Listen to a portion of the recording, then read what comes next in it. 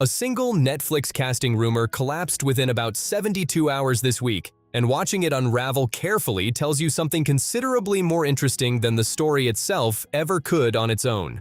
Let's actually walk through what happened, step by step, in careful order, because the actual sequence of events matters considerably more than any single headline pulled from it in isolation, especially once you notice how quickly the story shifted. Folks, this is the comeback that no one asked for. This is the comeback. Do you know what? I can't think of what comeback I wanted less, actually. Did I want Harry and Meghan to return to the UK more, or Omid Scobby to return to royal reporting more? Actually, no, I'm going to have such a laugh with this. Come on, please. It started with reports that Meghan was in serious talks with director Guy Ritchie about joining the third season of his Netflix series The Gentleman. Multiple outlets, Variety, The Hollywood Reporter, picked up the story, treating it as essentially confirmed. Within hours, though, a very different version started circulating. The deal was off, or possibly never quite existed the way it had been described. According to the Daily Express, those conversations between Meghan and Ritchie reportedly took place 2 years ago, not recently, and reportedly happened without Netflix's own leadership being informed at the time. It's Harry and Meghan's PR team. You are embarrassing yourself, and you're letting yourself down because you are now telling multiple lies. And this is what happens with Harry and Meghan. One lie collapses the other lie, collapses the other lie. As Tom Bauer actually pointed out, this is just the latest example of Meghan manipulating the media, in this case using Guy Ritchie. The Times separately reported similar details, suggesting the preliminary talks had happened outside official channels entirely. Netflix's own public response to all of this was notably careful throughout. Announcing the new season formally, the streamer reportedly said something close to "your guess is as good as anyone's" about who's actually appearing, adding that all bets were reportedly off entirely. That's not confirmation of anything specific. That's simply a company declining to validate a story it apparently never authorized in the first place. Think about what that specific phrasing actually tells you, if you sit with it for a moment rather than reading past it. Streaming platforms generally have real incentive to confirm exciting casting news early, because anticipation drives subscriptions and engagement well before a season actually releases. But what Harry and Meghan have done is use this story and their hatred of the Daily Mail to, I believe, try and divert attention away from the real lie, which is Meghan telling major porcupines about the gentleman role. And what they've done, and I find this so shameful of GB News actually, GB News is now just, under Cameron Walker, their royal correspondent, a denial outlet for the Sussexes. Go and do some real journalism. If Netflix actually had a confirmed, signed deal involving someone with Meghan's level of public recognition, the more commercially sensible move would typically be leaning into that confirmation loudly, not offering a deliberately vague, non-committal statement that reads considerably more like distancing than promotion. So how did this specific story spread so quickly in the first place? A significant part of the answer traces back to a small handful of media figures who've become reliable outlets for information originating from Harry and Meghan's own team. One of them is Australian reporter Bronte Coy, who first suggested the gentleman role was essentially locked in, then later appeared on Sky News in the UK suggesting Meghan was actually being considered for multiple separate acting projects, not just the one. When pressed on sourcing, her explanation remained fairly vague. Industry sources, ongoing conversations, information she'd been given. But Rob, look, I want to talk about some of the Hollywood repercussions to this. Specifically, by the way, two women who Meghan Markle has now destroyed the reputation of, a certain Oprah Winfrey and Gayle King. Consider what that specific vagueness actually communicates once you notice it repeating across multiple stories, rather than appearing once. Real journalism generally involves at least some capacity to describe sourcing with more specificity than a general reference to industry contacts, even when protecting a source's identity. Repeated, consistently vague sourcing across multiple related claims about the same subject tends to suggest either honestly thin underlying information or a deliberate choice to keep sourcing vague enough that it can't be meaningfully challenged or traced back to its actual origin. It's been in trouble for months. They've been living increasingly separate.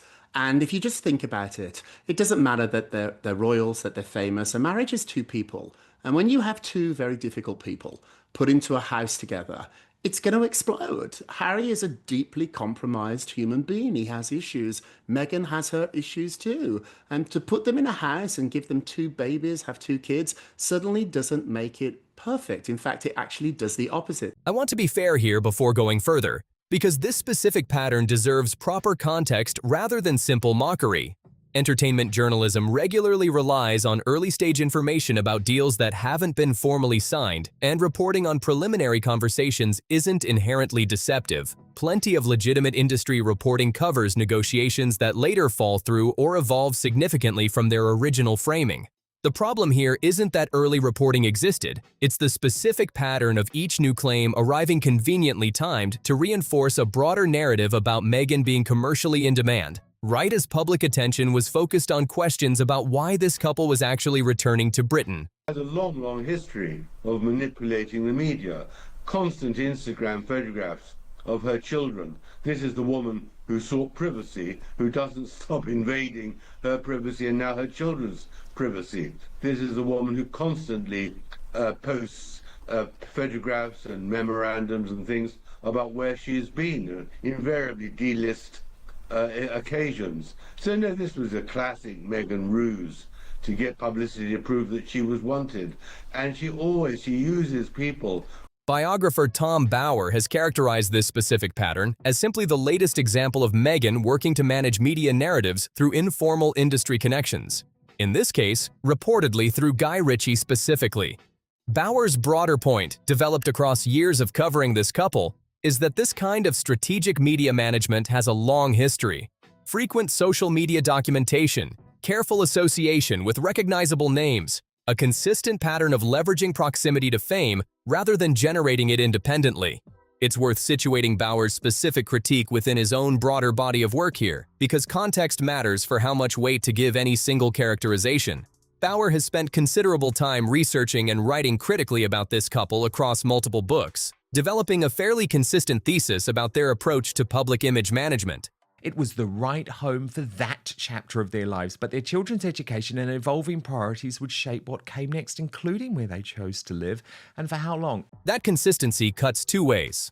On one hand, it suggests a researcher who's actually developed deep familiarity with recurring patterns in how this couple operates publicly. On the other, it means any single new claim from Bower arrives already filtered through an established critical framework rather than fresh, neutral analysis. Worth remembering when weighing how much independent evidentiary weight any specific characterization actually carries. That's a genuinely pointed critique, and it's worth holding it alongside its own fair counterpoint. Building professional relationships and leveraging existing connections is standard practice across the entertainment industry generally, not something unique to Meghan specifically. The specific question worth asking isn't whether she has industry connections. Obviously, she does from her acting career alone. But whether the timing and framing of how those connections got reported this particular week reflects organic industry news or something more deliberately managed. Well, I'm in a marriage that's not happy.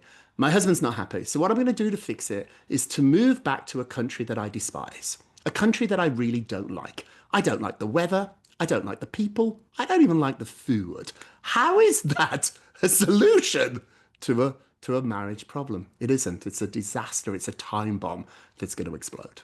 Now, a separate story broke around the same time, adding another layer to the same broader picture. A report claiming Harry and Meghan had a private lunch with former Spice Girl Geri Halliwell and her husband, Formula One executive Christian Horner, at the couple's Cotswolds home. According to the original report, the two couples reportedly discussed what settling into life in the Cotswolds might actually look like, with Halliwell apparently offering thoughts on the move itself and Horner separately in regular phone contact with Harry. A source close to the Horners reportedly described a warming friendship, suggesting both couples saw themselves as part of a new social circle forming around the Sussexes' return. Harry and Halliwell's connection actually traces back decades to some of the earliest photographs of him meeting the Spice Girls in the 1990s. There's a genuine, long-standing thread connecting the royal family and that specific pop group that predates any of this current speculation. That's a detail worth actually sitting with, because it complicates a purely cynical reading of this specific friendship. Now, Horner, they're very posh these days, married to Christian Horner, is in Meghan Markle's sights, with her PR team issuing a furious statement about this Daily Mail story, which they hinted had been leaked via the Spice Girl. By the way, can you imagine Victoria Beckham's reaction to this? Victoria cannot stand Meghan. Okay, this is the report. Harry and Meghan had secret lunch at Geri and Christian Horner's Cotswolds home, with ex-Spice Girl and her husband advising royals on their return. And the report read that the couple have struck up a close friendship with Geri and Christian Horner. The former Spicy and her husband invited the Duke and Duchess of Sussex to their home for lunch last month. Harry's connection to the Spice Girls specifically isn't manufactured for this particular news cycle. It's a properly documented piece of his public history, stretching back roughly 3 decades, well before Meghan entered the picture at all. That doesn't rule out the specific lunch story being exaggerated or the advisory framing being overstated. But it does mean dismissing the entire friendship as purely opportunistic ignores real, long-standing history that exists independently of any current strategic calculation. What's interesting here, though, is how the denial actually landed. A spokesperson reportedly told GB News the claims were completely untrue. No lunch, no summit, no discussion of the couple's return, and no advisory role from the Horners whatsoever. Read that specific denial carefully, though, because it's considerably narrower than it initially sounds. It denies a formal summit and explicit advisory role. It doesn't actually deny that the two couples met or that some conversation happened. The Daily Mail, for its part, reportedly declined to comment further on the story. That's worth sitting with for a second, because there's a real difference between denying an event occurred at all and denying a specific characterization of what happened during it. But neither one of them have the right combination to make the other one happy. And for a long time, I'm told, what kept them together was their mutual dislike of us, their mutual enemy, which was everybody who wasn't them. And it worked. For a little while, they talked about their same people they hated, the same newspapers they hated, the same websites they hated, and the same family members that they both hated. That only kept them going for so long. The statement reads considerably more like careful narrowing than outright rebuttal. Publicists and legal teams generally draft denial statements with genuine precision, choosing each word carefully to deny specific claims without necessarily denying the underlying event entirely. This particular statement follows that exact pattern closely. It rejects the word summit, rejects the specific characterization of formal advice being given, and rejects any suggestion of an established advisory relationship. But it notably stops well short of stating that no meeting between the two couples took place at all, or that they haven't spoken in any capacity. That's a meaningfully narrower denial than the resulting headline suggested, and it's worth reading the actual statement rather than the summary of it. Meanwhile, amid all of this, Omid Scobby has launched his own Substack newsletter, marking his return to active royal commentary after a stretch focused elsewhere. His opening piece attempts something properly interesting from a media analysis perspective, reframing his own years of reporting that Harry and Meghan were settled, happy, and uninterested in returning to Britain as somehow consistent with this current move. Another source telling you eventually Harry may have to choose between his wife's happiness and his country. That is the nightmare scenario nobody wants to talk about. And what was interesting, Rob, is that we actually saw the first on-the-record statement, and it was to the New York Times. And it suggests, Rob, it could even be less.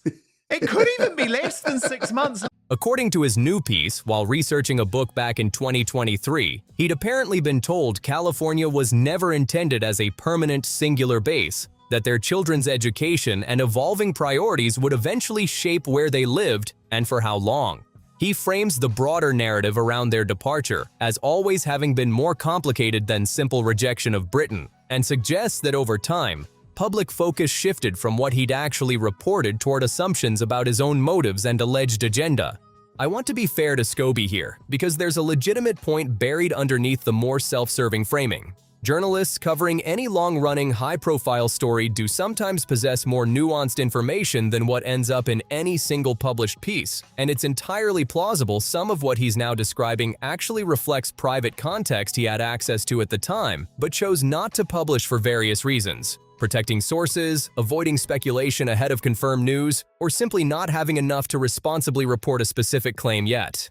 That said, there's a real tension worth naming honestly. And I warn and I caution people who work with the Sussexes, be careful because they will dump you. They will move on to their next team. We've seen it happen over and over again. You'll be left holding the bag. And once people know that you have propagated, once you have told an outright lie, it's going to be very hard for you to get your career back. So don't think the Sussexes care about you. They care about themselves, and they might leak you information, but you can't accept it at face value. You've got to question everything with these two.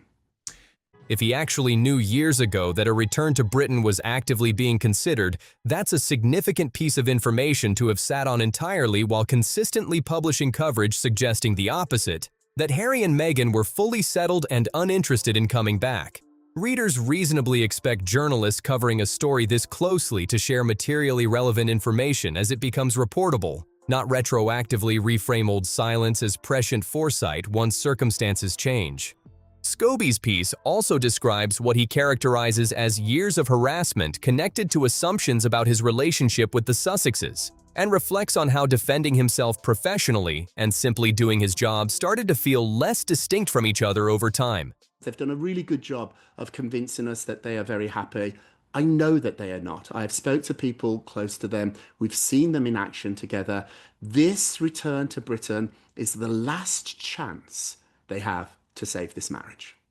Yeah, I totally agree. And what you've seen, Rob, is a moving of the goalpost. You report that Meghan has actually only agreed to a 6-month return test.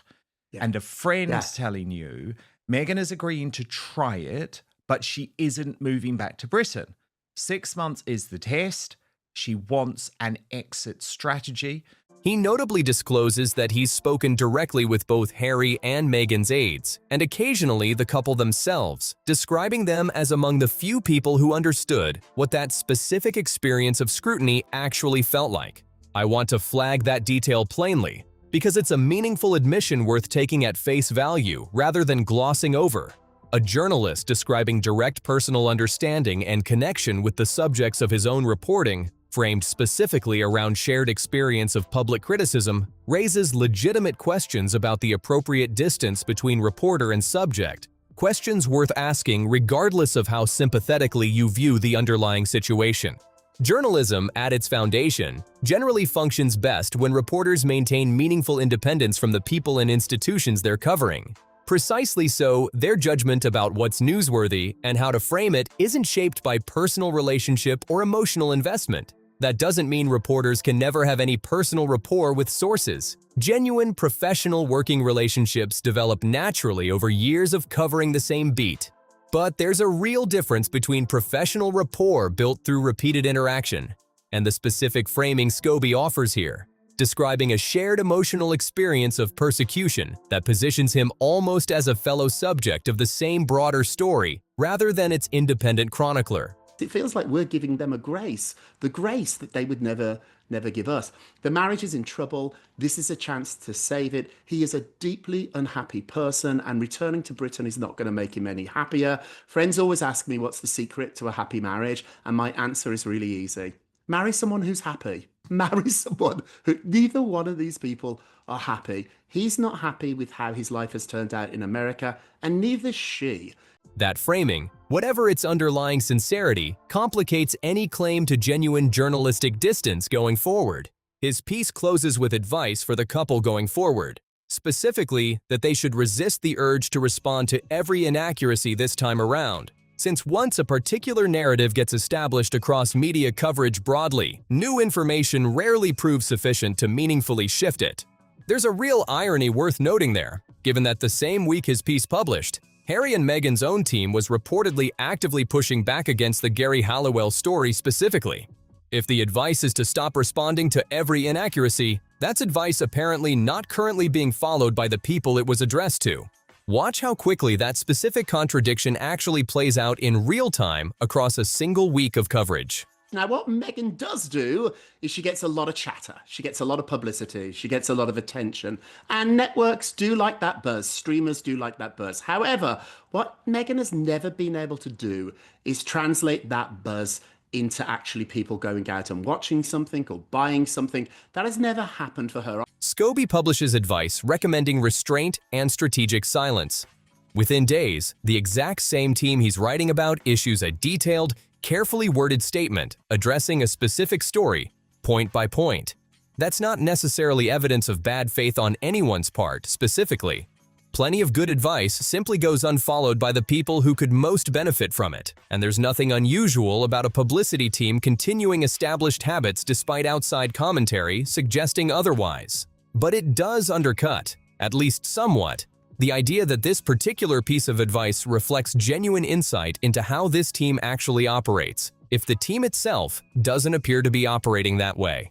Now, let's turn to something considerably more consequential than any single casting rumor or Substack launch. Reporting from Rob Shooter, who runs the Naughty But Nice newsletter and has his own long history covering celebrity publicity operations from the inside, having previously worked in that exact industry himself for years before moving into journalism full-time. So rather than focus on the problems in the marriage, if they were able to convince the British press that actually Meghan Markle was so in demand by Netflix and Hollywood, it just made perfect sense that she would need to move to the United Kingdom.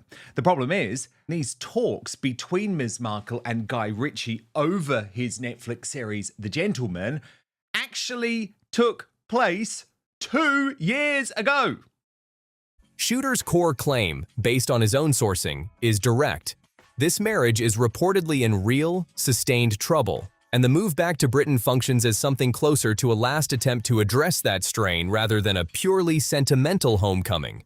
Consider what makes this specific claim different from typical tabloid marriage speculation, which circulates constantly around nearly every high-profile couple, regardless of actual evidence. Shooter isn't a stranger to this couple's world specifically. He's built a career covering celebrity relationships from inside the industry, including relationships he's publicly documented predicting accurately would end well before either party confirmed it publicly.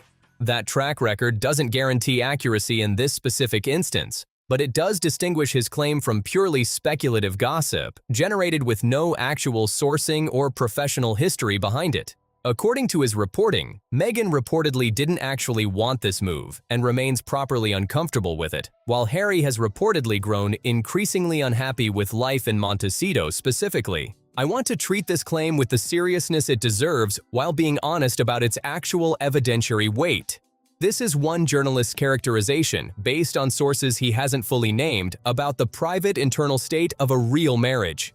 That doesn't make it automatically false. Shooter has a genuine professional track record covering celebrity relationships, including some he's publicly described accurately predicting wouldn't last. But it also means this remains reported claim rather than confirmed fact, and deserves to be held with appropriate distance regardless of how confidently it's stated. Shooter's broader argument is worth actually engaging with on its own terms rather than dismissing outright. His view is that what sustained this relationship for a meaningful stretch wasn't necessarily deep compatibility, but a shared external focus, a mutual sense of being against the same critics, the same institutions, the same family members.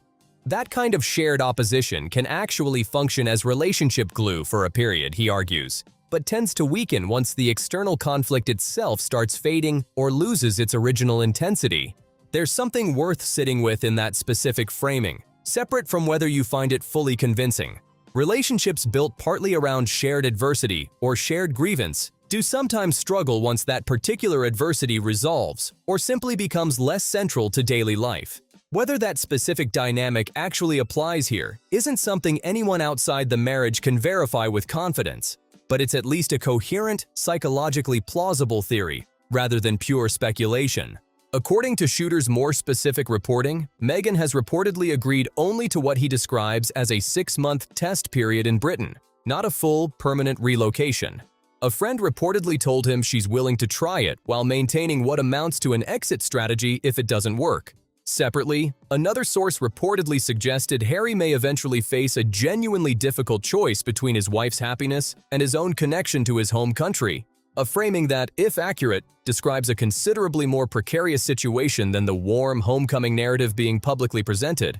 The kind of choice that, if it's actually on the table, changes everything about how this whole story should be read. There's a specific detail worth including here That adds real texture to this theory. The couple's first official public statement on the move, given to the New York Times, described plans for an extended period in the UK this autumn, rather than describing anything as permanent or indefinite. That specific, carefully hedged phrasing lines up notably well with Shooter's 6-month framing, whatever the actual underlying truth turns out to be. Look closely at the actual word choice in that official statement, because official statements from professional publicity teams rarely include imprecise language by accident. Extended period is a phrase that deliberately avoids committing to any specific duration or permanence. This autumn narrows things further, implicitly suggesting a bounded time frame rather than an open-ended relocation. Compare that carefully calibrated language to how properly permanent moves typically get announced publicly, usually with considerably more definitive language about establishing a new home, enrolling children in specific schools long-term, or similar concrete commitments. The absence of that kind of definitive language here is itself a meaningful signal, regardless of whatever private conversations may or may not be happening behind the scenes. Shooter also pointed to something worth taking seriously about which outlet actually broke this story first. People magazine, which has a long, well-documented history of favorable coverage toward this couple, ran the initial confirmation. According to Shooter, that specific choice is itself somewhat telling. If this were actually a permanent relocation back to Britain, the more strategically sound move would typically involve building relationships with British outlets. Rather than leading with an American publication, the couple would presumably need less going forward if they were truly settling elsewhere long-term. There's a further detail worth weighing here too. According to available reporting, the Montecito property is reportedly being rented out rather than sold outright during this period. That's a meaningfully different signal than a full sale would represent. People who are actually permanently relocating typically liquidate their prior housing situation entirely rather than maintaining a rental arrangement that preserves the option to return relatively easily. I want to be fair to the counter-read here too, though, because there are entirely reasonable explanations that don't require assuming marital crisis. Renting rather than selling a significant property is a common, prudent financial strategy, regardless of relationship status. Real estate markets fluctuate, and maintaining an income-generating asset while testing out a different living arrangement is simply sound practice for anyone with the means to do so. Describing a move as extended rather than permanent could equally reflect genuine caution about committing publicly to something this significant before actually experiencing it, rather than necessarily indicating a secret escape plan. People magazine's own subsequent cover story added another layer worth examining. According to that coverage, the decision was reportedly made together as a family, described as something that had been developing for roughly a year rather than sudden. But the same piece reportedly quoted a source close to Harry specifically saying this was something he personally had been considering for a while, language that arguably undercuts the framing of a fully mutual, jointly initiated decision. That same report reportedly described Harry as never quite having stopped missing home, describing Britain as still functioning as home in meaningful ways for him personally. For Meghan, the framing centered more on what Britain could offer their children specifically, with insiders reportedly stressing this wasn't meant to suggest their life in California had failed. Several sources reportedly cautioned that the arrangement isn't necessarily meant to be permanent. Read all of that together, and you get a genuinely inconsistent set of signals. A story insisting on mutual, deliberate family decision-making, built substantially on quotes that specifically emphasize Harry's individual desires and timeline, while simultaneously hedging heavily on permanence throughout. So where does this actually leave things? A casting rumor that collapsed within days once actual details emerged. A network of favorable outlets that appear willing to publish claims with fairly thin sourcing when those claims support a specific narrative. A prominent former critic turned supporter attempting to retroactively reframe years of contradictory reporting as consistent foresight, and a well-sourced industry veteran suggesting the entire relocation may function as a limited trial period for a marriage under real documented strain rather than the confident, permanent homecoming it's being publicly presented as. Lay all four of those threads next to each other, and a pattern emerges that's considerably harder to dismiss than any single story taken in isolation. Each individual claim, examined purely on its own, has a properly plausible, innocent explanation available. Casting rumors regularly get overstated in entertainment reporting before formal confirmation. Friendly outlets exist for essentially every public figure. Journalists occasionally revise their framing as circumstances change, and industry insiders sometimes get relationship predictions wrong despite genuine expertise. But four separate threads, all pointing in roughly the same direction, arriving within the same compressed week, starts to look less like coincidence and more like a coordinated attempt to manage a story that's proving considerably harder to control than anyone anticipated going into it.